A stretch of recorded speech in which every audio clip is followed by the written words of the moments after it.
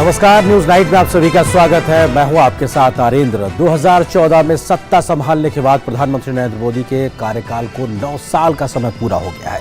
कैसा रहा 9 साल का ये सफर, दिखाएंगे खबर। विस्तार से होगी बात गृह मंत्री अमित शाह के मणिपुर दौरे की भी। दिखाएंगे खबर दिल्ली शराब घोटाले में क्या हुआ आज नया। इसके अलावा दिखाएंगे खबर विदेश मंत्री डॉक्टर एस जयशंकर के एक्सक्लूसिव इंटरव्यू में उन्होंने डीडी न्यूज से क्या कुछ कहा है। खास होगी बात दुनिया की हर जरूरी और बड़ी और महत्वपूर्ण खबर की। शुरुआत हेडलाइंस के साथ। नरेंद्र मोदी सरकार के 9 साल पूरे। प्रधानमंत्री ने कहा, लिया गया हर फैसला, की गई हर कार्रवाई लोगों के जीवन में सुधार लाने के लिए, विकसित भारत का निर्माण करने के लिए करते रहेंगे लगातार परिश्रम। गृह मंत्री अमित शाह, रक्षा मंत्री राजनाथ सिंह और बीजेपी अध्यक्ष जेपी नड्डा ने भी ट्वीट कर बताई सरकार की उपलब्धियां।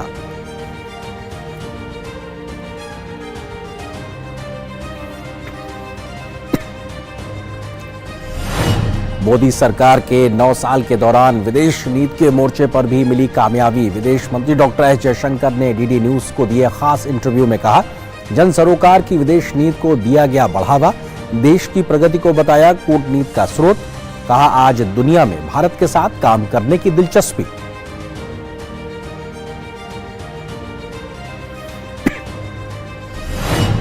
मोदी सरकार के 9 साल पर बीजेपी महीने भर चलाएगी मेगा संपर्क अभियान।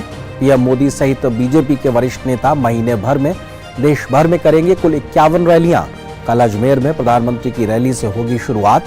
बीजेपी के नेता सभी 543 लोकसभा क्षेत्रों का करेंगे दौरा।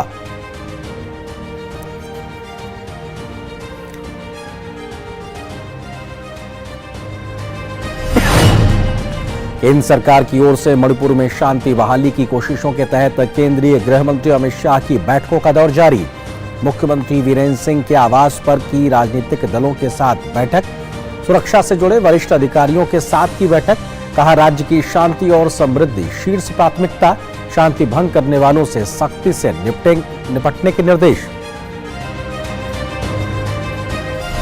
भारत दौरे पर आए कंबोडिया नरेश ने की राष्ट्रपति द्रौपदी मुर्मू और प्रधानमंत्री नरेंद्र मोदी से मुलाकात। आपसी हित के मुद्दों पर समेत विभिन्न द्विपक्षीय मसलों पर हुई बातचीत। उपराष्ट्रपति और विदेश मंत्री से भी की मुलाकात। राष्ट्रपति भवन में दिया गया गार्ड ऑफ ऑनर।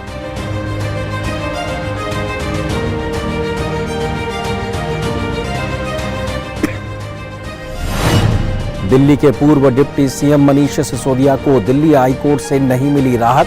कोर्ट ने सख्त टिप्पणी करते हुए जमानत देने से किया इनकार। कहा, आरोप बहुत गंभीर प्रकृति के। राउज एवेन्यू कोर्ट ने ईडी की चार्जशीट पर लिया संज्ञान। सिसोदिया को 1 जून को पेशी के लिए जारी किया समन।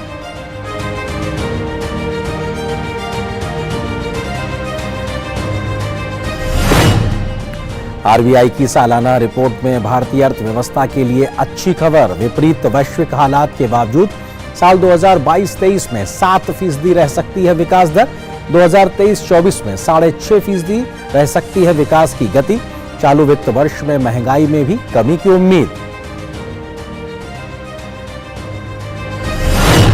खेलो इंडिया यूनिवर्सिटी गेम्स में आज टेनिस में अन्ना यूनिवर्सिटी का दिखा दम। एकल और युगल दोनों में जीता स्वर्ण। वहीं निशानेबाजी में शॉटगन स्कीट में अर्जुन ठाकुर ने जीता स्वर्ण पदक।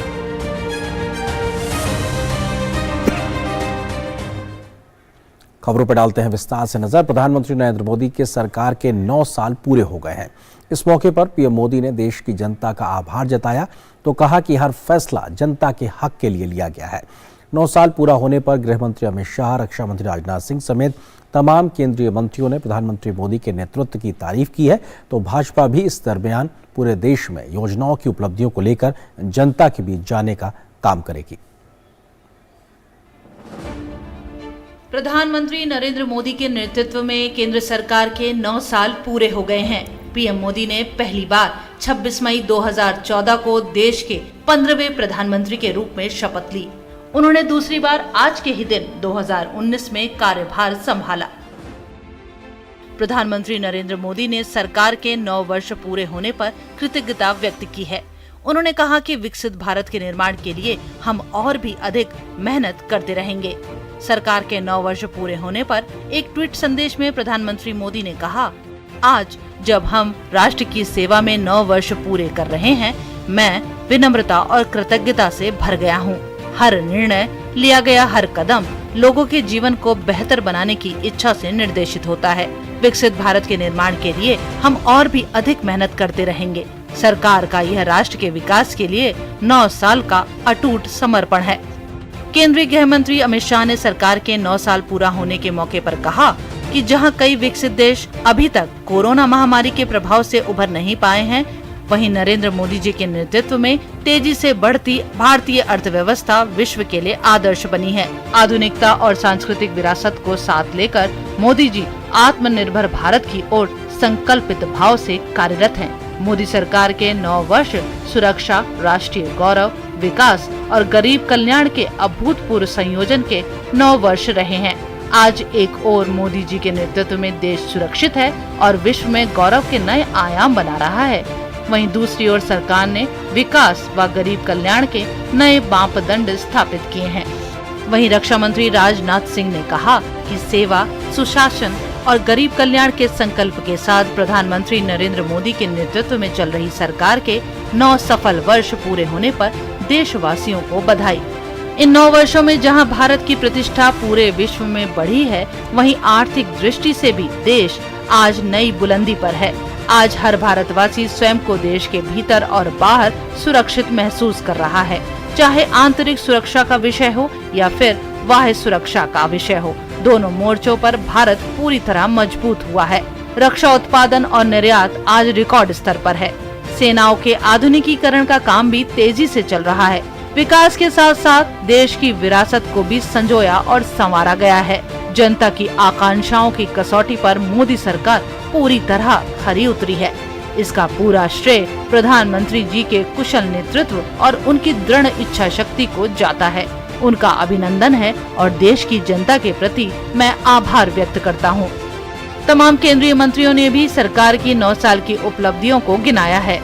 केवल दिल्ली के आजू बाजू में हम 65,000 करोड़ के रोड बना रहे हैं ताकि दिल्ली को ट्रैफिक जाम से और प्रदूषण से मुक्ति कैसे दिलाए। तो मुझे लगता है कि ऐसे पूरे देश में, चाहे नॉर्थ ईस्ट हो, अरुणाचल, मेघालय, त्रिपुरा, मणिपुर, कहीं भी जाओ आप, हर जगह पर हम रोड बना रहे हैं।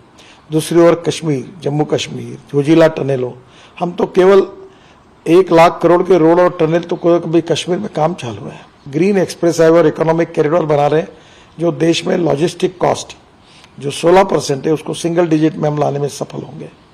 तो स्वाभाविक रूप से मुझे लगता है कि रोड में जो बदल हुआ वो लोग तो देखते ही है, तो कुछ बोलने की जरूरत ही नहीं है, क्योंकि जो अनुभव करते हैं वो इसके लिए सरकार को, मोदी जी को, हम सबको बहुत बहुत धन्यवाद देते हैं। मोदी गवर्नमेंट में जो पहला भाषण है प्रधानमंत्री जी का, वो पहला भाषण था कि ये सरकार गरीबों को, किसानों को, महिलाओं को, वंचितों को समर्पित है। तो वो महिलाएं जो वंचित थीं, अपनी सफर इस यात्रा से, हज यात्रा से, उनको भी मेन स्ट्रीम किया गया और मोदी सरकार ने उस वंचित पक्ष को ये अधिकार दिया कि वो बिना महरम के आगे बढ़ पाएं और अपनी यात्रा सफल कर पाएं। ये भी सबका साथ सबका विकास का ही एक क्षेत्र है, प्रतिबिंब है जो आपको देखने को मिलता है। आत्मनिर्भर भारत तभी बनेगा जब यहाँ की महिलाएं आत्मनिर्भर हों। भाजपा के राष्ट्रीय अध्यक्ष जेपी नड्डा ने कहा कि आजादी के अमृत काल में आज देश विकसित भारत के संकल्प के साथ पूर्ण आत्मविश्वास और उत्साह से उत्कर्ष के पथ पर अग्रसर है। उन्होंने अपने संदेश में कहा कि प्रधानमंत्री मोदी जी के पंच प्रण का संकल्प हमें मार्ग दिखाता है। कोरोना जैसी वैश्विक महामारी, जिसकी भयावह आपदा से दुनिया के अनेक विकसित देश आज भी उबर नहीं पाए हैं, भारत तेज गति से विकास के पथ पर आगे बढ़ रहा है। सरकार की कल्याणकारी योजनाओं की पहुंच अंतिम छोर पर खड़े व्यक्ति तक सुनिश्चित हो रही है। स्वास्थ्य, शिक्षा, आर्थिक स्वावलंबन, सड़क, पानी, बिजली जैसी बुनियादी जरूरतों की पहुंच सुदूर क्षेत्रों तक हुई है। राष्ट्र प्रथम की भावना से प्रेरित हमारी सरकार ने अनेक युगांतरकारी निर्णयों से भारत के भाग्य व भविष्य को नई दिशा दी है। गौरतलब है कि प्रधानमंत्री मोदी ने वेबसाइट nm-4.com पर देशवासियों की सरकार की विकास यात्रा की झलक पाने के लिए आमंत्रित किया है। उल्लेखनीय है कि भारतीय जनता पार्टी 2014 में केंद्र में सत्तारूढ़ हुई थी, जिसके चलते पार्टी अगले 1 महीने तक एक विश्व जनसंपर्क अभियान चला रही है, जिसमें 9 वर्षों की उपलब्धियों का जिक्र होगा। Bureau report, DD news. और कैसे मोदी सरकार ने बीते 9 वर्षों में देश के विकास को एक नई दिशा दी है, तो जन कल्याण के कामों से हर इंसान के जीवन को बेहतर बनाने का काम किया है। इस तमाम प्रयासों से हासिल हुए परिणामों को लेकर भाजपा देश भर में मेगा जनसंपर्क अभियान शुरू कर रही है। 30 जून तक चलने वाले इस विशेष अभियान की शुरुआत राजस्थान के अजमेर से होगी, जहां 31 मई को प्रधानमंत्री नरेंद्र मोदी अजमेर में एक मेगा रैली को संबोधित करेंगे।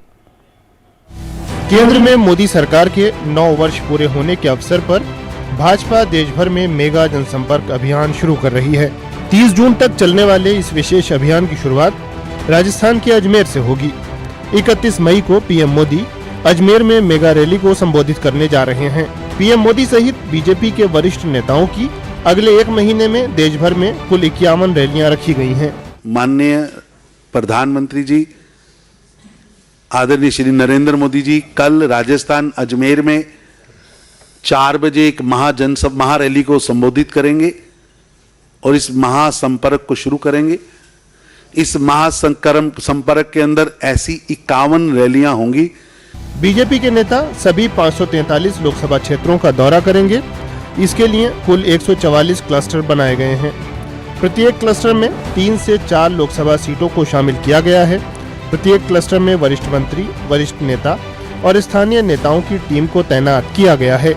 लोकतंत्र के अंदर जो तीनों मुख्य केंद्र हैं, लोकसभा, विधानसभा और बूथ, तीनों पर पार्टी के कार्यकर्ता जनसंपर्क के कार्यक्रमों में रहेंगे और इन सभी कार्यक्रमों को करने के लिए पार्टी के राष्ट्रीय अध्यक्ष श्री जेपी नड्डा जी की लीडरशिप में उनके निर्देशानुसार 144 क्लस्टर बनाए गए।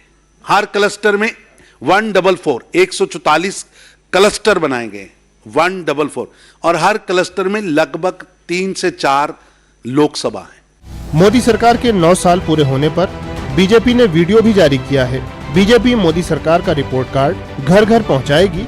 इसके लिए पार्टी कार्यकर्ता लोगों के साथ सीधे संपर्क स्थापित भी करेंगे।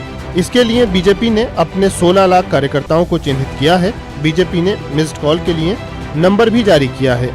इसके साथ ही मोदी सरकार की उपलब्धियों की जानकारी के लिए एक वेबसाइट www.9yearsofseva.bjp.org भी बनाई गई है।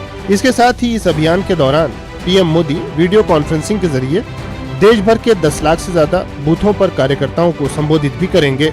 1 महीने तक चलने वाले इस अभियान के तहत भाजपा नेता देश भर में 5 लाख विशिष्ट और प्रभावशाली परिवारों, जिनमें प्रसिद्ध खिलाड़ी, उद्योगपति, कलाकार और देश सेवा के दौरान शहीद हुए लोगों के परिजनों जैसे परिवार होंगे, से संपर्क साध कर बातचीत करेंगे।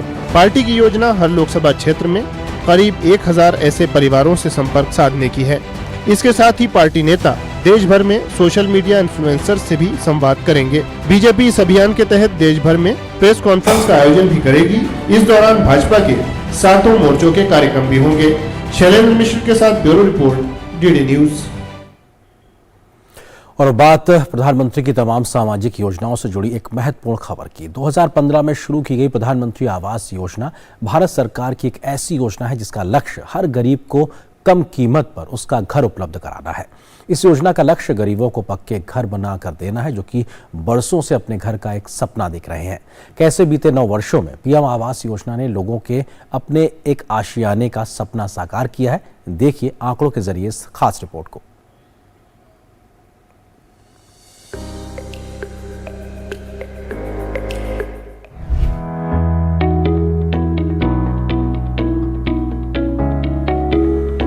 प्रधानमंत्री नरेंद्र मोदी द्वारा 20 नवंबर 2016 को प्रधानमंत्री आवास योजना ग्रामीण की शुरुआत की गई। इस योजना का उद्देश्य 2.95 करोड़ घरों का निर्माण करना था। 19 मई 2023 तक 3.17 करोड़ से अधिक लाभार्थियों को प्रधानमंत्री आवास योजना ग्रामीण के अंतर्गत पंजीकृत किया गया।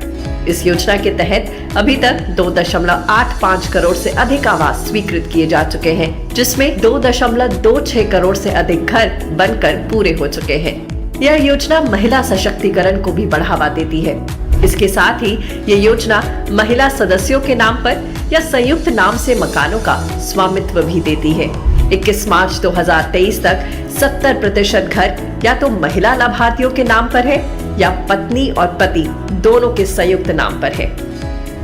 लाभार्थियों को भुगतान उनके बैंक खातों में डीबीटी के माध्यम से किया जाता है। प्रधानमंत्री आवास योजना ग्रामीण भारत के बेघर और गरीब लोगों की आकांक्षाओं को पूरा कर रहा है और सम्मान और नई पहचान का मार्ग प्रशस्त कर रहा है।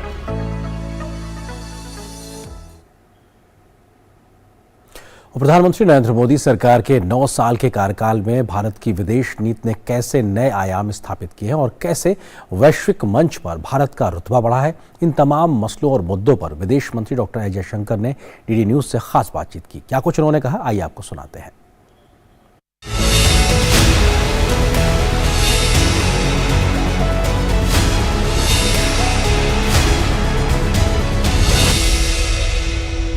हमारे साथ मौजूद हैं विदेश मंत्री डॉक्टर एस जयशंकर। सर, बहुत बहुत शुक्रिया डीडी न्यूज़ से बात करने के लिए। 9 साल मोदी सरकार के विदेश नीति को और साथ साथ कूटनीति को किस तरीके से देखते हैं? जो स्ट्रेंथ, जो सोच लगाई है उसके अंदर, उसको किस तरीके से? देखिए, पिछले 9 सालों में विदेश नीति में, कूटनीति में बहुत बड़ा परिवर्तन आया और इसके कई कारण हैं। सबसे बड़ा कारण है कि देश में बड़ा परिवर्तन आया। तो देश की जो जब क्षमता बढ़ती है, जब आप देखते हैं कि डिजिटल हो या हेल्थ हो या इकोनॉमी भी हो, तो दुनिया देखती है कि भारत किस गति से भारत की प्रगति हो रही है, भारत चुनौतियों का कैसे सामना कर रहा है। तो जैसे अब वो महामारी का समय था तो उन्होंने देखा कि अरे इन लोगों ने वैक्सीन भी उत्पादन किए हैं, वैक्सीनेशन भी कराया है, दुनिया को भी दिया है। उसके बाद बाकी बहुत सारे देश थे जिनकी इकोनॉमी जो है वो लुढ़क गई थी। हमारे यहाँ 6-7% ग्रोथ हो रहा है। फिर वो देखते हैं हमारी इंफ्रास्ट्रक्चर बढ़ रही है, बड़े बड़े कंपनी आ रहे हैं, एफडीआई आ रही है। तो मैं कहूँगा सबसे बड़ा हमारे लिए कूटनीति में जो हमें जो बल मिलता है वो देश की प्रगति से मिलता है। दूसरी बात है कि दुनिया में जो घटनाएं जो हो रही हैं उसकी भी जब अगर ठीक समझ हो और हम अपनी रणनीति उसके मुताबिक बनाएं तो उसका एक किस्म से हम फ़ायदा भी ले सकते हैं। तो अब दुनिया में बहुत इंटरेस्ट है कि भारत के साथ काम करें कि जैसे आपने देखा, आपने ये क्वाड मैकेनिज़्म देखा है। अब बाकी देशों, ये हमारे जो वहाँ जो साझेदार जो हैं उनको लगता है कि अच्छा, भारत जैसे देश के साथ काम करने में ग्लोबल कॉमन्स का भला होगा कि ये ऐसा देश है, डेमोक्रेसी है, मार्केट इकोनॉमी है, जिम्मेदार देश है, इनके साथ काम करना भी आसान है। तो अगर दुनिया को हम ठीक तरह से हमारी अप्रोच ठीक हो और दुनिया का विश्वास हमारे में बढ़े तो इसमें हमें हमारे लिए ज़्यादा अवसर होंगे और ये भी देखने को मिल रहा है। तीसरी बात है डायस्पोरा, कि हमारे भारतीय मूल के लोग जो बाहर रहते हैं उनका बहुत बड़ा योगदान रहा है, क्योंकि उन्होंने भारत की छवि एक किस्म से बनाई है दुनिया में। तो जब उनको सफलता अपने देश में मिलता है तो वो एक किस्म से भारत पे ट्रांसफ़र हो जाता है। और आखिर मैं कहूँगा कि हमारा सौभाग्य है कि नरेंद्र मोदी जैसे प्रधानमंत्री हो कि उनकी पर्सनालिटी, उनकी जो आइडियाज़ जो हैं, उनकी लीडरशिप, उनके रिश्ते जो हैं, क्योंकि अभी दुनिया के बाकी लीडरों के साथ वो उनको पर्सनल रिस्पेक्ट देते हैं। ये आपने अभी ऑस्ट्रेलिया में भी देखा, पापुआ न्यू गिनी में देखा, जब वो G7 में गए। तो ये सब कुल मिला के इसका मैं कहूँगा टोटल एग्रीगेट इम्पैक्ट होता है। Sir, voice of global south के तौर पर भारत को कहा जा रहा है कि भारत उभर रहा है एक आवाज़ बन के ग्लोबल साउथ की। क्या स्ट्रैटेजी है या इसके पीछे क्या सोच है, इसके बारे में अगर कुछ? देखिए, मैं फिर से आपको जो देश में हो रहा है, जो विदेश में हो रहा है, इसका एक कनेक्शन आपको बताता हूँ। हम देश में क्या करना चाहते हैं कि हम चाहते हैं कि एक किस्म से इंक्लूसिव सोसाइटी, जो पीछे रह गए हैं उनका हम देखभाल करें, उनके लिए स्पेशल अटेंशन दें, उनकी चिंताएं हैं, उनकी पीड़ा है, उसको हम सुने, कुछ सोल्यूशन ढूंढें। आप इसी अप्रोच को आप अंतर्राष्ट्रीय स्तर में ले जाइए। बहुत सारे देश ऐसे हैं जो आजकल जिनके लिए एनर्जी की दिक्कत हो रही है, अनाज की दिक्कत हो रही है, जो फर्टिलाइज़र नहीं मिल रही है, उनकी डेट सिचुएशन बहुत ख़राब है, उनका व्यापार एक्सपोर्ट खासकर एक्सपोर्ट बिगड़ गया है। अब ये देश इनको लग रहा है कि हमारे हित, हमारी चिंताएं, हमारी पीड़ा वो हमारी कौन सुन रहा है। तो ये फीलिंग बहुत माने जो विकासशील देश जो हैं इनमें ये बहुत गहरा फीलिंग है कि भाई हमें हमारी भी आप सुनो। और जब ये G20 की प्रेसिडेंसी की जिम्मेवारी हमने ली, हमारा जो पिछले साल का अनुभव था ये था कि जो विकसित देश जो हैं वो अपनी दुनिया में वो एक किस्म से मैं कहूँगा अपना ही सोच रहे।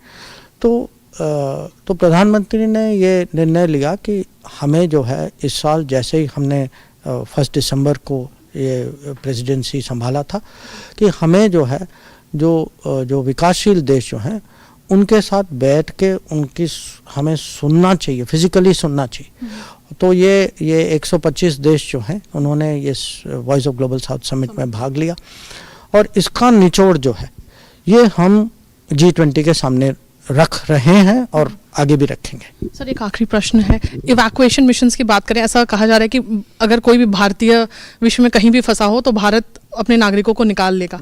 दूसरी बात, अगर हम फर्स्ट रिस्पॉन्डर की बात करें, हाल में ही हमने ऑपरेशन दोस्ती देखा और बैक टू बैक कई इवैक्यूएशन मिशंस देखे हैं।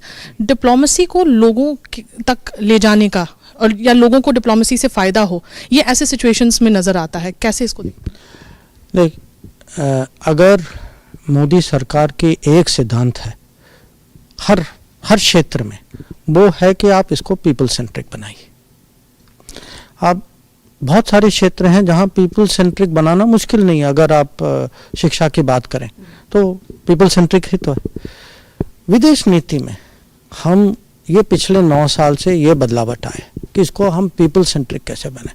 पीपल सेंट्रिक माने जहाँ जैसे आपने कहा, अगर हमारे यूक्रेन में आपने देखा था कि हमारे विद्यार्थी फंस गए थे वो लड़ाई में, या अभी सूडान में जो ऑपरेशन कावेरी हमें चलाना पड़ा क्योंकि उसमें करीब 5000 भारतीय नागरिक थे। तो उसमें बहुत सारे जो हैं या तो कोई कंपनी में काम करते थे या कुछ और रोजगारी के कारण वो वहाँ गए थे।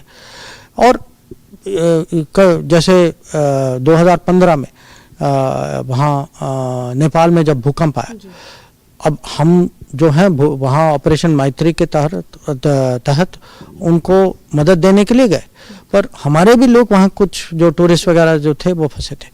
तो अभी ये ग्लोबलाइजेशन के युग में जहाँ भी आप जाएं, हमारे नागरिक भी हैं, हमारे मूल के लोग भी हैं, हमारी हित भी हैं वहाँ।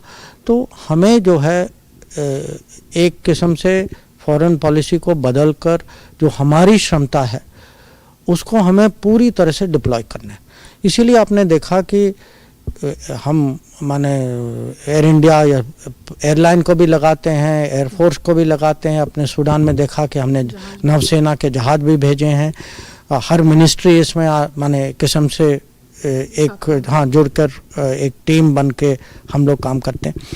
तो ये तो क्राइसिस का सिचुएशन है, पर यही सोच जो है, ये पीपल सेंट्रिक सोच हम पासपोर्ट की क्षेत्र में भी लाएं। कि आपने देखा होगा, पता नहीं आपका अनुभव क्या है, कि आप हर नागरिक जिसको भी आज पासपोर्ट मिला है वो थोड़ा सोचें कि 10 साल पहले उनको कितना समय लगता था पासपोर्ट मिलने में।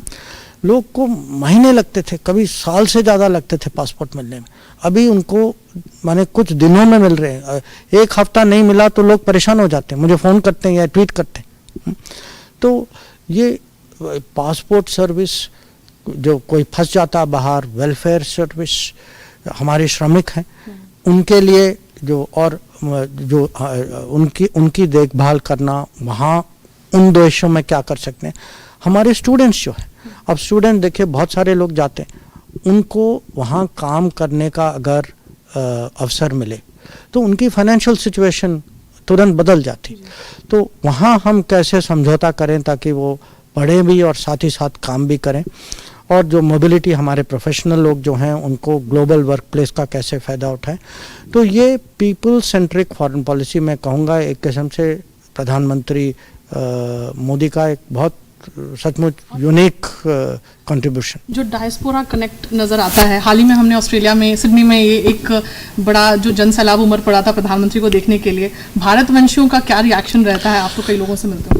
नहीं, उनको लगता है कि अब भारत की सरकार, भारत के प्रधानमंत्री सबसे ज़्यादा उनको वो इज्जत देते हैं जो उनको पहले नहीं मिला था, उनके योगदान को पहचान देते हैं, उसको मानते हैं। उनके लिए एक किस्म से हम जो हमारी मैं नहीं कहूँगा कि हम सिक्योरिटी देते, पर हम उनको ज़रूर उनके लिए एक किस्म से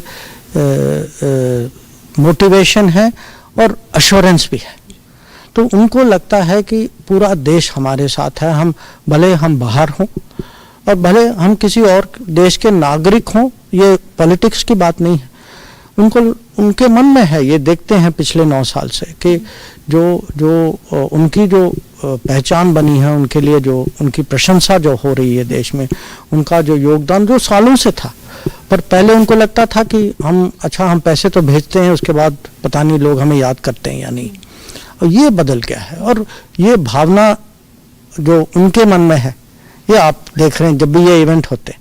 हमें तो सबसे बड़ी प्रॉब्लम होती है कि जब भी कुछ इवेंट करें कि इसको हम कैसे सीमित रखें, कैसे लोगों को मैनेज करें। ये ये चुनौती है, पर अच्छी चुनौती। Thank you doctor Jaishankar, thank you so much for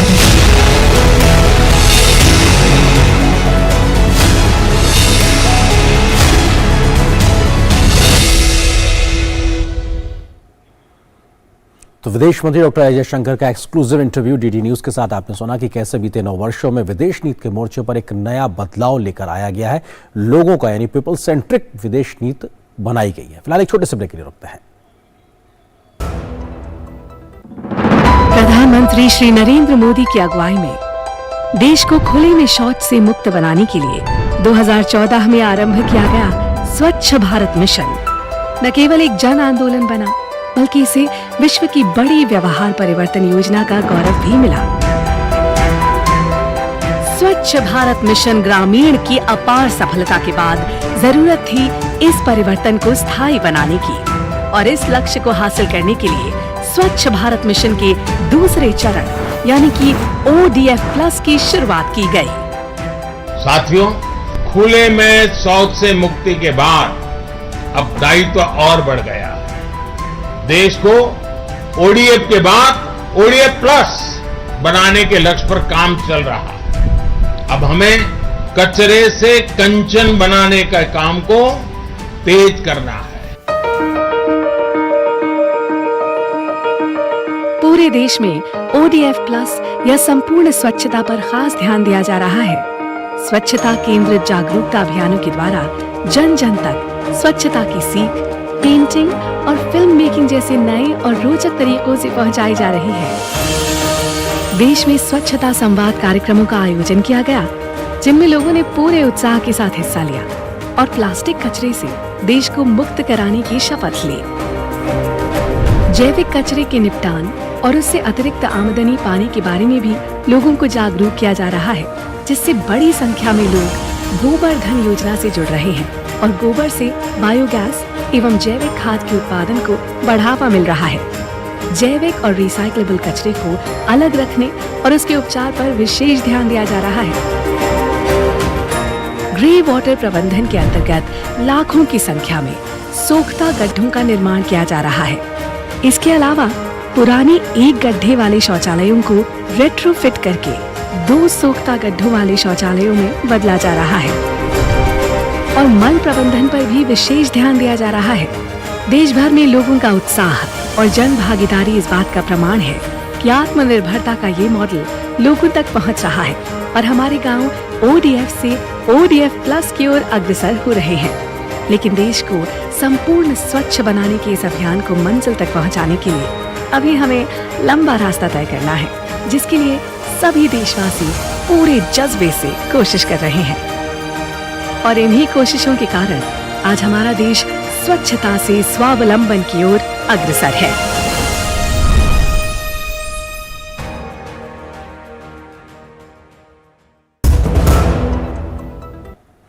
तो बीते 9 वर्षों में मोदी सरकार ने कैसे विकास की एक नई इबारत लिखी है और कैसे जन कल्याण के तमाम काम किया, ये आपको सिलसिलेवार आंकड़ों के नजरिए से समझाने की भी कोशिश करते हैं कि बीते 9 साल का सफर आखिर रहा कैसा है। हम उन तमाम आंकड़ों का अगर जिक्र करें तो मोदी सरकार 9 साल 9 कमाल, क्योंकि इस बात को लेकर कहीं ना कहीं फोकस साफ तौर पर दिखाई पड़ रहा है। अगर अर्थव्यवस्था के मसले पे बात करें तो यूपीए सरकार 2004 से 14 के बीच की अगर बात करें तो औसत महंगाई उस वक्त में 8.7% थी, जबकि एनडीए की यानी 2014 से लेकर अभी तक के 9 साल की बात की जाए तो औसत महंगाई 4.8% महज सिर्फ इतनी ही है। इसके अलावा 2017 से 2023 तक एमएसएमई जो कि छोटे और लघु कुटीर उद्योग हैं उनमें लगभग 6.25 करोड़ रोजगार के नए अवसरों का सृजन किया गया। साथ ही साथ 41 करोड़ लोग भारत में अत्यंत गरीबी की रेखा से ऊपर उठे हैं, यानी कि उस दायरे से बाहर निकले हैं, उनके जीवन में बेहतरी आई है। तो कम से कम तुलनात्मक तौर पर अगर बात करें तो ये बीते 9 सालों के एक सफर के तौर पे साफ तौर पे दिखाई पड़ता। जल्दी से आगे के आंकड़ों पे अगर हम रुख करें तो हम बता सकते हैं किस तरह से कृषि के क्षेत्र में बदलाव आया है। देश के करीब 11 करोड़ किसानों को प्रति वर्ष 6,000 रुपए का किसान सम्मान निधि का फायदा देने का काम मोदी सरकार ने किया है। 2006 से 2014 के एमएसपी की अगर बात किया यानी कि यूपीए सरकार के समय में न्यूनतम समर्थन मूल्य के माध्यम से किसानों को लगभग 3 लाख करोड़ रुपए दिए गए थे, जबकि अगर हम एनडीए सरकार के इन 8-9 वर्षों की बात करें तो इसमें न्यूनतम समर्थन मूल्य के माध्यम से 10.5 लाख करोड़ रुपए से भी ज्यादा का पैसा सीधे किसानों को दिया गया है। इसके अलावा 2016 से 2023 के बीच में किसानों की आय में 70% से भी ज्यादा की वृद्धि हुई है। यह अपने आप में दर्शाता है कि किस प्रकार से किसान हित में कृषि खेती किसानी के मोर्चे पर मोदी सरकार लगातार तेजी से काम कर रही है। कृषि के अलावा अगर हम बात करें भ्रष्टाचार के खिलाफ जंग को किस प्रकार से धार दी गई है, उसको कुंद किया गया। भ्रष्टाचार के जो तमाम पैमाने पहले हुआ करते उस लिहाज से विदेश से तमाम भ्रष्टाचारियों को वापस लाया गया, ऐसे तमाम सीरियस फ्रॉड करने वाले लोगों को वापस लाया गया। ऐसे कई काम भी कहीं ना कहीं मोदी सरकार लगातार सामने रख रही है और तकनीक आधारित पारदर्शी व्यवस्था जो कि कहीं ना कहीं अब भ्रष्टाचार मुक्त है उसको लागू किया गया है। यानी कोशिश यही है कि तकनीक के माध्यम से हर लाभार्थी तक उसका हक पहुंच सके, भ्रष्टाचार पे नकेल लगाई गई है। राष्ट्रीय सुरक्षा के मसले पे बात की जाए तो चीन का मसला एक महत्वपूर्ण है। 1962 में चीन ने भारत की जमीन कब्जाई थी। उस वक्त पंडित जवाहरलाल नेहरू हिंदुस्तान के प्रधानमंत्री थे, लेकिन अगर वर्तमान समय में बात की जाए तो मोदी सरकार के समय में चाहे डोकलाम हो चाहे गलवान हो, भारत मुस्तैदी से खड़ा रहा है किसी भी प्रकार के चीन की हिमायत को माकूल जवाब देने के लिए। तो यह दिखाता है कि बदला हुआ नया भारत किस प्रकार का है। सामाजिक समरसता की बात की जाए तो राजनीति को साफ और स्वच्छ करने के लिए घृणा और नफरत की, समाज को बांटने वाली राजनीति को बंद किया गया है। यह बदलाव बीते 9 वर्षों में दिखाई पड़ता है। सामाजिक न्याय के मोर्चे पर बात की जाए तो ओबीसी कमीशन को संवैधानिक दर्जा दिया गया। पहली बार आदिवासी महिला राष्ट्रपति देश की बनी है। ट्रिपल तलाक जैसे बिल को पास किया गया। तो यह दिखाता है कि सामाजिक न्याय के मोर्चे पर भी तेज कदम आगे बढ़ाए गए हैं। लोकतंत्र और संघवाद के लिहाज से अगर बात की जाए तो हमने देखा कि हिंदुस्तान के जो तमाम इतिहास था उसमें 356 जो धारा है उसका गलत इस्तेमाल कैसे हुआ करता था राज्य सरकारों को गिराने के लिए, लेकिन अब वो चीज नहीं दिखाई पड़ती, उसका गलत इस्तेमाल रुका है, बल्कि संवैधानिक संस्थाओं को मजबूत करने के तमाम प्रावधान भी किए गए हैं। बीते 9 वर्षों में हमको साफ तौर पर दिखाई पड़ता है।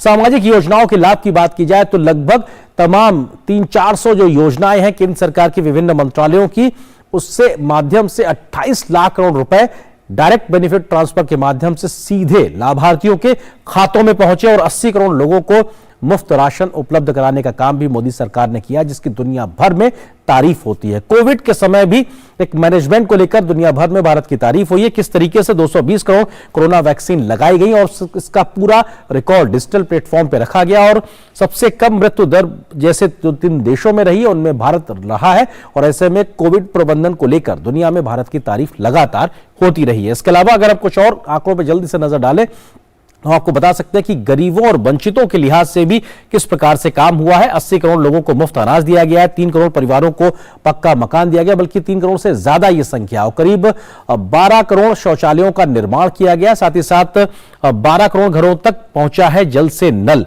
ये अपने आप में इस बात को बताने के लिए काफी है कि कैसे सामाजिक सरोकार की योजनाएं आम आदमी की जिंदगी को बेहतर बना रही है। इसके अलावा लगभग 9 करोड़ 60 लाख परिवारों को उज्ज्वला गैस के कनेक्शन दिए गए हैं। सेना सशस्त्र बलों में महिलाओं को कहीं ना कहीं स्थान मिला है। यह दिखाता है कि नारी शक्ति के सम्मान के लिए मोदी सरकार लगातार काम कर रही है। 27 करोड़ महिलाओं को मुद्रा लोन के माध्यम से उनको आसान ऋण उपलब्ध कराया गया। मातृत्व अवकाश जो पहले 12 सप्ताह का हुआ करता था उसको बढ़ाकर 26 सप्ताह का कर दिया गया है। यानी नारी शक्ति, नारी सम्मान को लेकर भी मोदी सरकार संवेदनशील नजर आ रही है। युवा शक्ति को लेकर उनकी आकांक्षाओं को पूरा करने के लिए किस प्रकार से काम हो रहा है, अगर हिंदुस्तान में विकास की रफ्तार को देखना है तो प्रतिदिन देश में 2 कॉलेज, प्रति सप्ताह एक यूनिवर्सिटी स्थापित हो रही है। यह अपने आप में हमारी स्केल को दिखाता है।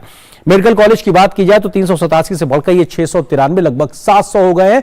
और बीते 9 वर्षों में देश में 7 नए IIM और 7 नए IIT भी खुले हैं। तो ये हमारे एक तरीके से स्केल दिखाता है कि जो 70 साल में हुआ उसके मुकाबले बीते 9 वर्षों में किस तरह से तेज गति से विकास हुआ है। युवा शक्ति के लिहाज से बात की जाए तो कौशल विकास योजना के माध्यम से करीब 1.5 करोड़ युवाओं को प्रशिक्षित किया गया है, जो कि प्रशिक्षण पाने के बाद में अपनी जिंदगी को बेहतर तरीके से आगे गुजार रहे हैं। तीसरा सबसे बड़ा इको स्टार्टअप सिस्टम हिंदुस्तान में डेवलप हुआ है। 97,000 स्टार्टअप हिंदुस्तान में मौजूद है और 100 से ज्यादा यूनिकॉर्न भी हिंदुस्तान ने दुनिया के सामने देकर दिखाए हैं। इसके अलावा सुनिश्चित हो रहा किसान कल्याण के लिहाज से अगर बात की जाए तो इसमें भी 11 करोड़ किसानों को सम्मान निधि से 6,000 रुपए प्रति वर्ष कहीं ना कहीं मिल रहा है। कृषि बजट को 6 गुना वृद्धि दर्ज की गई है। बीते अगर हम इन 9 वर्षों के लिहाज से बात की जाए तो फसल बीमा योजना के माध्यम से भी 1.33 लाख करोड़ रुपए का किसानों को भुगतान हुआ। यानी कि उनकी अगर फसल बर्बाद हुई है मौसम की वजह से तो उसका भुगतान भी किया गया है। नीम कोटेड यूरिया हो, मृदा स्वास्थ्य कार्ड हो या फिर ई नाम या सिंचाई योजनाएं जैसी तमाम व्यवस्थाएं हो, इसके माध्यम से किसानों की आय को दोगुना करने का काम किया गया है। खेती किसानी को एक बड़ा संबल दिखाई पड़ता है। स्वास्थ्य और उत्तम सेवाएं सबको मिल सके इस लिहाज से भी तमाम पहल दिखाई पड़ रही है। एम्स की संख्या 8 से बढ़कर 23 हो गई है। आयुष्मान योजना के माध्यम से 50 करोड़ लोगों को 5 लाख का बीमा कवर मिल रहा है। जन औषधि केंद्र के माध्यम से 50 से 90% तक सस्ती दवाएं मिल रही है, जिसकी वजह से देश के गरीबों के जेब से 20,000 करोड़ रुपए की बचत हुई है। यानी कि जब सस्ती दवाएं मिली तो 20,000 करोड़ रुपए की बचत देश के आम गरीब की हुई है। आधुनिक ढांचागत व्यवस्थाओं के लिहाज से अगर बात की जाए तो आज के समय में हिंदुस्तान में 18 semi high speed Vande Bharat train की शुरुआत हो चुकी है। कल भी हमने देखा कि कैसे प्रधानमंत्री ने इसकी शुरुआत की। एयरपोर्ट की संख्या दुगनी हुई है, 74 से बढ़कर 148 तक हुई है। और मेट्रो रेल जो पहले 5 शहरों तक सीमित थी अब वो बढ़कर 20 शहरों तक पहुंच गई है। यह अपने आप में विकास के नए आयाम को दिखाता है। आधुनिक इंफ्रास्ट्रक्चर की अगर बात हो तो 53,000 किलोमीटर हाईवे का निर्माण बीते इन 9 वर्षों में हुआ है। और गांव को जोड़ने के लिए 3.5 लाख किलोमीटर सड़कें बनाई गई, यानी कि ग्रामीण इलाकों तक भी सड़कों का पूरा जाल फैलाया गया है। इसके अलावा निर्यात पहुंचा है $750 बिलियन के पार। भारत बना G20 अध्यक्ष और वैश्विक मुद्दों के समाधान को एक नई दिशा भारत दे रहा है। 100 से ज्यादा देशों को वैक्सीन मैत्री से भारत ने मदद की है। अंतर्राष्ट्रीय योग दिवस हो, अंतर्राष्ट्रीय सोलर अलायंस हो या फिर मिशन लाइफ मिनट्स वर्ष घोषित करना हो, ये तमाम वैश्विक मोर्चे पे भारत के वो कदम रहे हैं जो बीते 9 वर्षों में भारत को एक नई वैश्विक पहचान देने में कारगर साबित हुए हैं। विरासत और विकास ये भी साथ साथ तारतम्यता बीते 9 वर्षों में देखने को मिली है। अयोध्या में भव्य राम मंदिर का निर्माण हो रहा है। सांस्कृतिक आध्यात्मिक धरोहरों का पुनर्निर्माण कहीं ना कहीं देखने को मिल रहा है। 230 से ज्यादा चोरी हो चुकी पहले के समय की कलाकृतियां भारत वापस लाई गई हैं। इनमें तमाम महत्वपूर्ण मूर्तियां भी शामिल हैं और गुलामी की मानसिकता को पीछे छोड़कर नए भारत का निर्माण भी कहीं ना कहीं हमारी विरासत और विकास के इस कॉम्बिनेशन को दर्शाता है। तो 9 साल नवनिर्माण के, गरीब कल्याण के, ये अपने आप में इस बात को बताने और जताने के लिए काफी है कि कैसे लगातार तेज गति से विकास हुआ है जन कल्याण को ध्यान में रखकर। फिलहाल एक छोटे से ब्रेक के लिए रुकते हैं, बहुत जल्द हाजिर होंगे कुछ और खबरों से आपको रूबरू कराते हैं।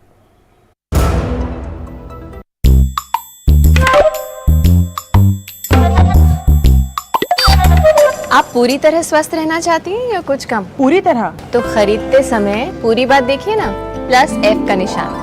+F? रोज के खाने में कई पौष्टिक तत्वों की कमी रह ही जाती है, जिसका असर हमारे शरीर, दिमाग और उसकी वजह से पढ़ाई, रोजी रोटी, तरक्की हर चीज पे पड़ता है। आपकी भी।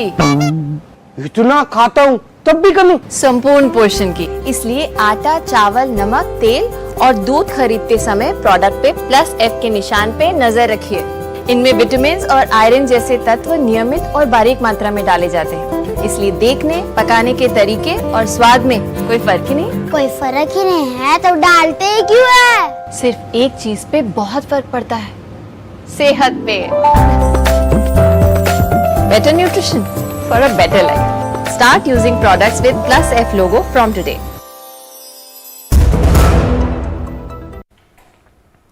गृह मंत्री अमित शाह इन दिनों मणिपुर के दौरे पर हैं। अमित शाह ने सुरक्षा से जुड़े वरिष्ठ अधिकारियों के साथ बैठक की है और शांति भंग करने वालों के सख्ती से निपटने के निर्देश भी दिए हैं।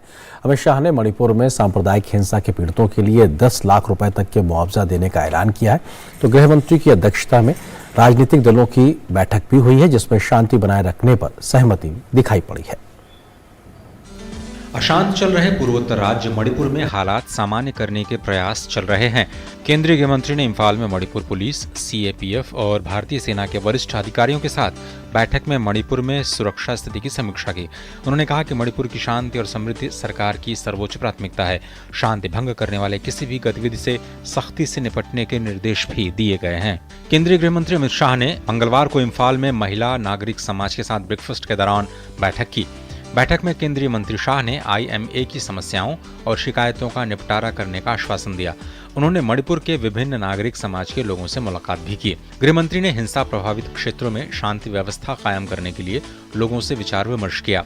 केंद्रीय गृह मंत्री अमित शाह ने हिंसा में सबसे ज्यादा प्रभावित चूड़ाचांदपुर का भी दौरा किया। उन्होंने मणिपुर के सभी दलों के प्रतिनिधियों से भी मुलाकात की। इससे पहले अमित शाह ने मणिपुर के राज्यपाल अनुसुईया उइके से मुलाकात की। इस दौरान दोनों ने राज्य में सामान्य स्थिति को बहाल करने के लिए आगे की योजनाओं पर चर्चा की। केंद्रीय गृह मंत्री अमित शाह ने मणिपुर में सांप्रदायिक हिंसा के पीड़ितों के लिए 10 लाख रुपए तक के मुआवजा देने का ऐलान किया है। इस मुआवजे में केंद्र और राज्य सरकार 5-5 लाख रुपए देंगे।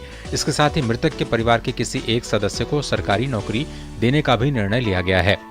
इसके अलावा सोमवार रात हुई बैठक में हिंसक स्थिति को शांत करने और शांति बहाल करने के लिए अफवाहों को फैलने से रोकने के लिए इंटरनेट सेवा बंद करने का भी फैसला लिया गया।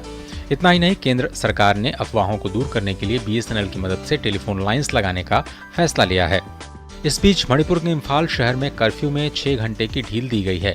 ढील के दौरान लोग जरूरी सामान खरीदने के लिए बड़ी संख्या में बाजारों में उमड़े। ढील के दौरान शहर के खैरामबंद बाजार में लोगों की काफी भीड़ देखी गई। मणिपुर में हम लोग बहुत खुश है। हम लोग चाहता है, हम लोग जो इधर में जो जाति है, मणिपुरी, कुकी, नागा, मुस्लिम जो है ना, हम सब एक साथ मिलजुल के शांति में रहना चाहता है। सब मणिपुरी, मैतेई ट्राइब सबको मिलजुल के शांति में रहना चाहिए।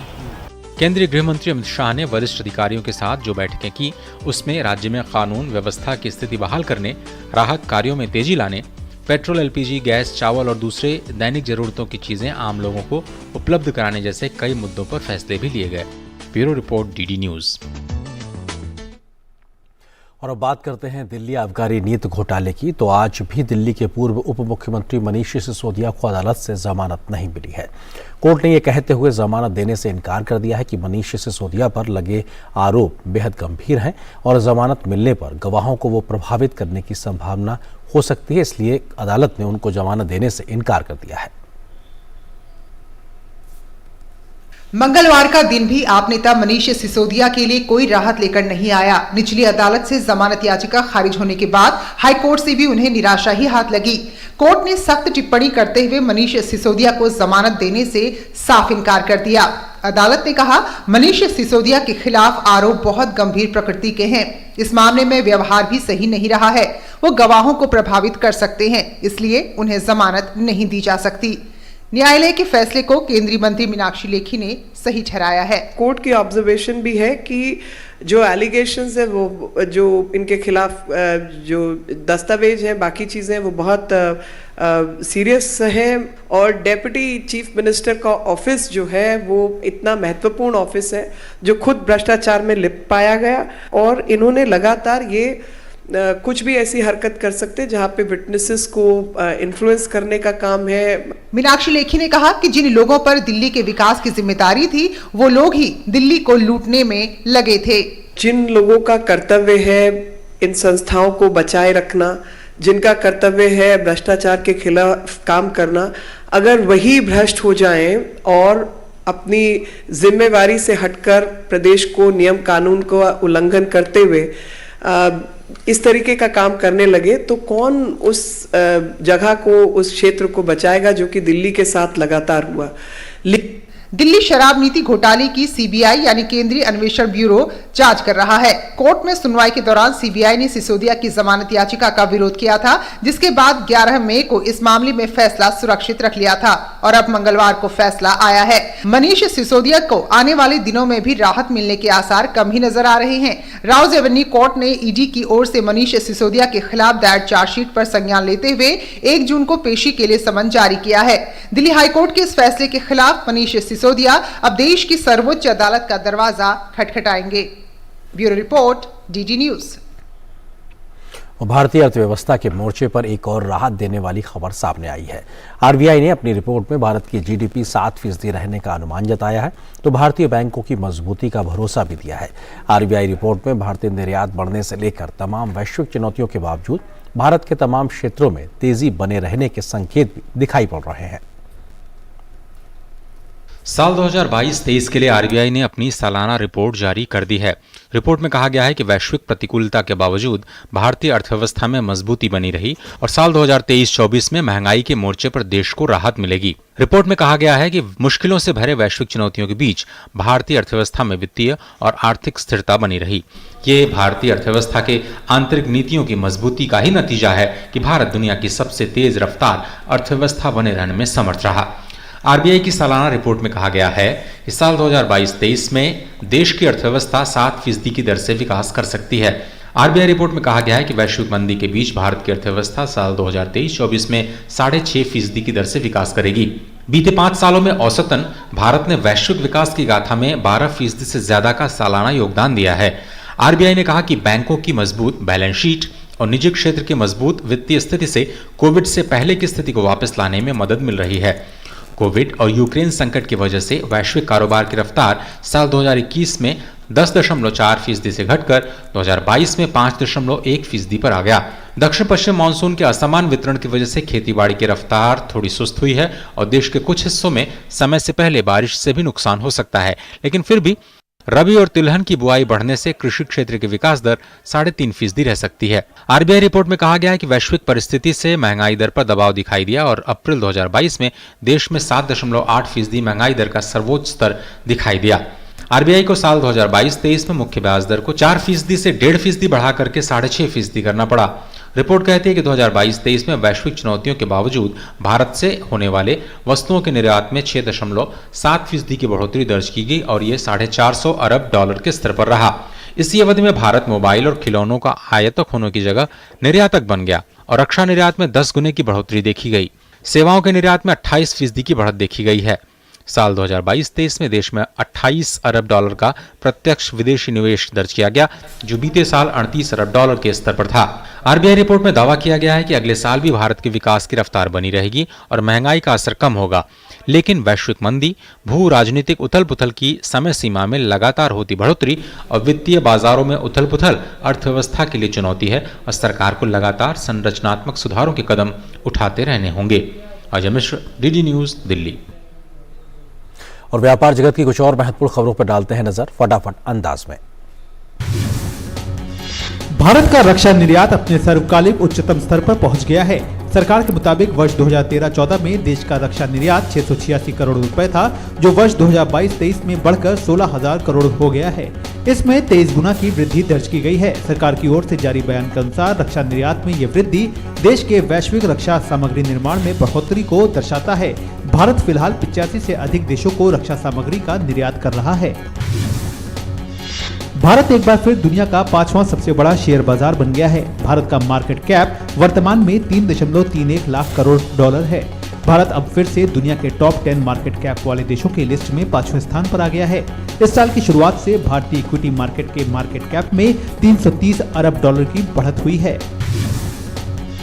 शेयर बाजार में मंगलवार को लगातार चौथे दिन बढ़त जारी रही। बीएसई सेंसेक्स 122 अंक चढ़कर 62,969 पर बंद हुआ।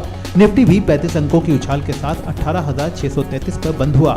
बाजार की तेजी को बैंकिंग शेयरों का सपोर्ट मिला। इसके अलावा एफएमसीजी और मीडिया स्टॉक्स में भी जोरदार खरीदारी देखने को मिली। नागर विमानन महानिदेशालय यानी DGCA ने हेलीपोर्ट लाइसेंस देने की प्रक्रिया को सरल बना दिया है।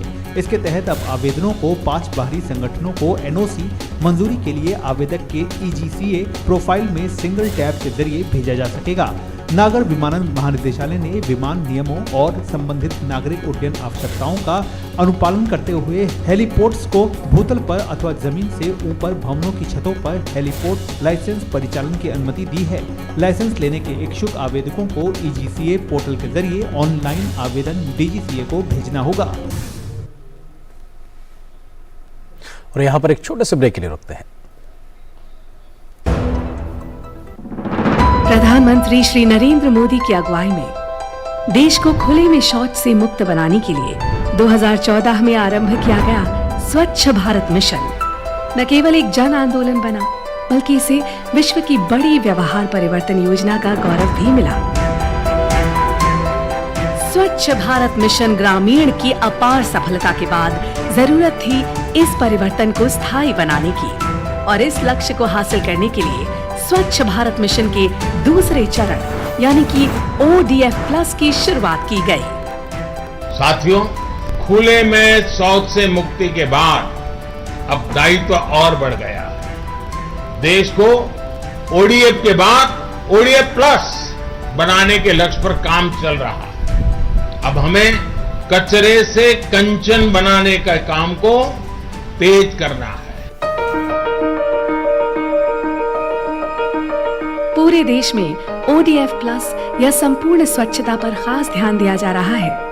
स्वच्छता केंद्रित जागरूकता अभियानों के द्वारा जन जन तक स्वच्छता की सीख, पेंटिंग और फिल्म मेकिंग जैसे नए और रोचक तरीकों से पहुंचाई जा रही है। देश में स्वच्छता संवाद कार्यक्रमों का आयोजन किया गया, जिनमें लोगों ने पूरे उत्साह के साथ हिस्सा लिया और प्लास्टिक कचरे से देश को मुक्त कराने की शपथ ली। जैविक कचरे के निपटान और उससे अतिरिक्त आमदनी पाने के बारे में भी लोगों को जागरूक किया जा रहा है, जिससे बड़ी संख्या में लोग गोबर धन योजना से जुड़ रहे हैं और गोबर से बायोगैस एवं जैविक खाद के उत्पादन को बढ़ावा मिल रहा है। जैविक और रिसाइक्लेबल कचरे को अलग रखने और उसके उपचार पर विशेष ध्यान दिया जा रहा है। ग्रे वाटर प्रबंधन के अंतर्गत लाखों की संख्या में सोख्ता गड्ढों का निर्माण किया जा रहा है। इसके अलावा पुराने एक गड्ढे वाले शौचालयों को रेट्रोफिट करके 2 सोख्ता गड्ढों वाले शौचालयों में बदला जा रहा है और मल प्रबंधन पर भी विशेष ध्यान दिया जा रहा है। देश भर में लोगों का उत्साह और जन भागीदारी इस बात का प्रमाण है कि आत्मनिर्भरता का ये मॉडल लोगों तक पहुंच रहा है और हमारे गांव ODF से ODF प्लस की ओर अग्रसर हो रहे हैं। लेकिन देश को संपूर्ण स्वच्छ बनाने के इस अभियान को मंजिल तक पहुंचाने के लिए अभी हमें लंबा रास्ता तय करना है, जिसके लिए सभी देशवासी पूरे जज्बे से कोशिश कर रहे हैं। और इन्हीं कोशिशों के कारण आज हमारा देश स्वच्छता से स्वावलंबन की ओर अग्रसर है।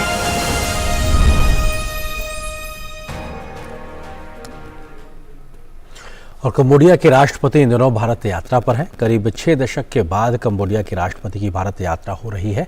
आज उनकी राष्ट्रपति द्रौपदी मुर्मू और प्रधानमंत्री नरेंद्र मोदी से मुलाकात हुई है। दोनों देशों के संबंधों के लिहाज से इस यात्रा को काफी महत्वपूर्ण माना जा रहा है। भारत दौरे पर कंबोडिया नरेश नोरोदम सिहामोनी ने मंगलवार को देश के शीर्ष नेतृत्व से मुलाकातें की।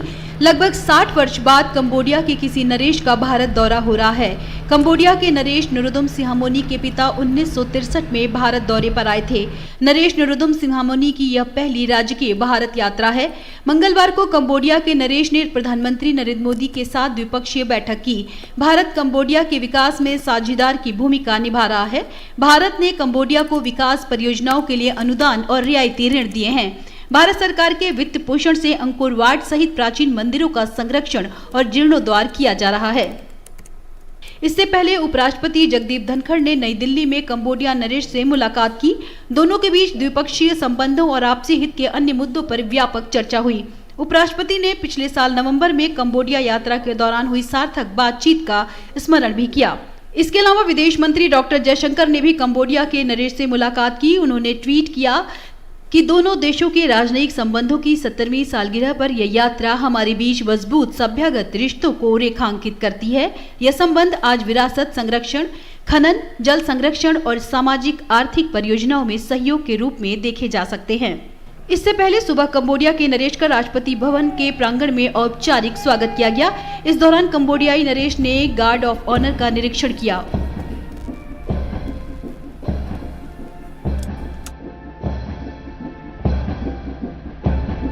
उन्होंने राजघाट पर महात्मा गांधी को पुष्पांजलि भी अर्पित की। कंबोडियाई राजा ने राजघाट पर आगंतुक पुस्तिका में हस्ताक्षर किए। भारत और कंबोडिया के बीच मधुर और मैत्रीपूर्ण संबंध है। दोनों देशों में सभ्यगत, सांस्कृतिक और आर्थिक संबंध के साथ साथ लोगों के बीच गहरे संबंध भी हैं। भारत और कंबोडिया के बहुआयामी संबंध साझा सांस्कृतिक मूल्यों, आर्थिक विकास को बढ़ावा देने की प्रतिबद्धता, रक्षा और सुरक्षा के क्षेत्र में सहयोग और क्षेत्रीय और वैश्विक मुद्दों पर सहयोग पर आधारित है।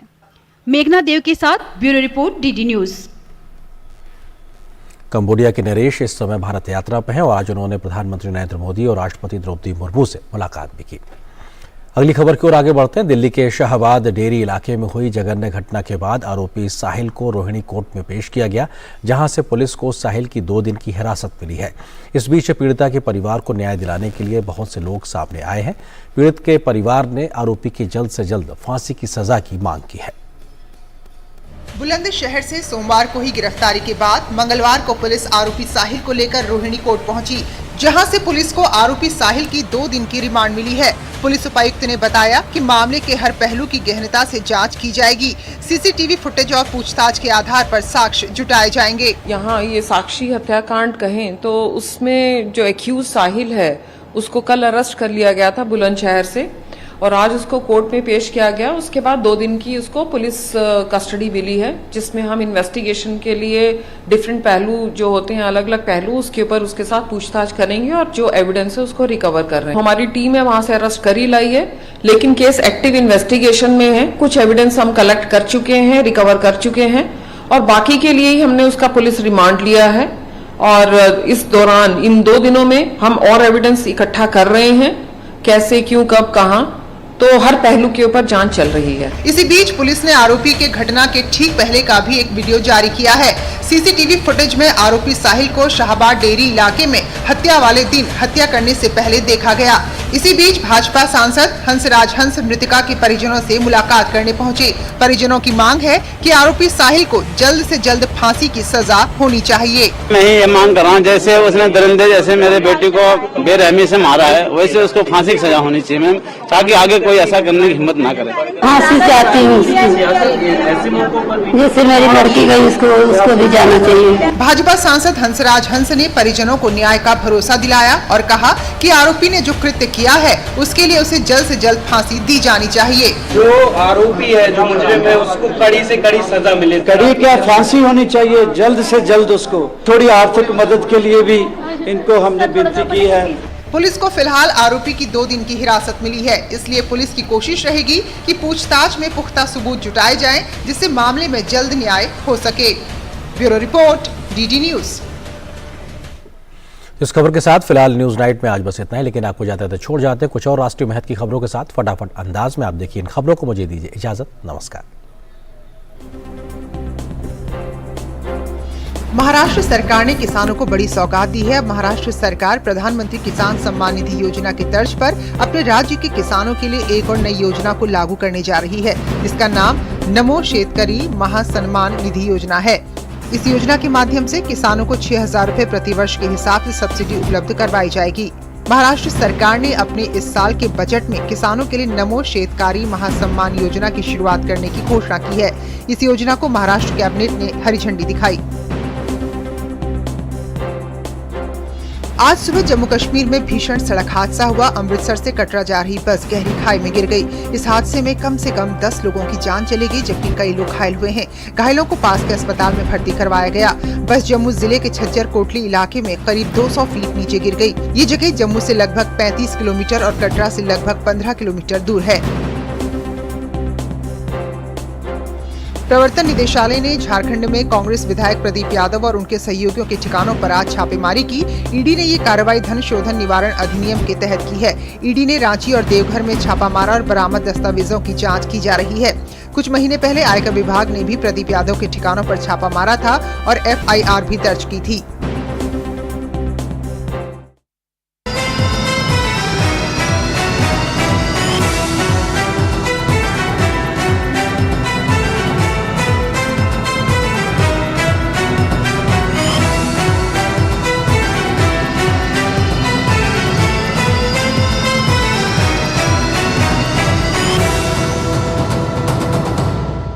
न्यूज नाइट के प्रायोजक